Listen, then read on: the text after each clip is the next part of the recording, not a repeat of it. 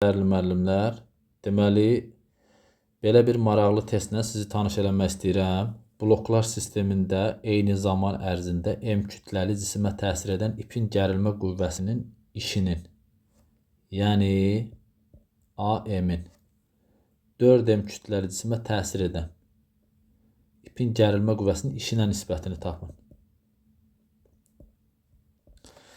İndi burada biz nə edərik? Deməli, bu ipin gərilməsini T hərfi ilə işarə eləsək, eyni ipdir də, bax burada eyni ipdirsə, deməli, buradakı ipin gərilmə qüvvəsi də T olacaq. Bax, buradakı ip də eyni ipdir, bu da olacaq T. İndi fikir verək. Deməli, yuxarı 2T çəkirsə, aşağı da 2T çəkməlidir. Onda buradakı ipin gərilmə qüvvəsi olacaq 2T.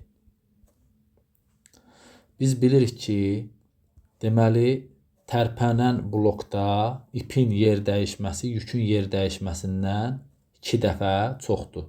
Yəni, bax, bu ip, tutaq ki, yuxarı 2H qədər getsə, onda bu yük aşağı H qədər gedər. Biz də deməli iş bilirik ki, işin düsturu A bərabər FS-dir də, yəni FH.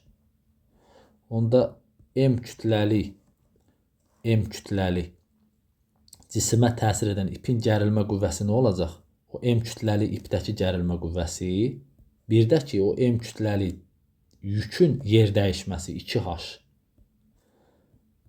4M-də də eyni qayda ilə 4M kütləli cisimə təsir edən ipin gərilmə qüvvəsi 2T-dir və 4M kütləli yükün yer dəyişməsi də H-dır. Bizdən də soruşur bunların nisbəti və bunların nisbəti də nəyi verir bizə? 1-i. Diqqətinizə görə sağ olun.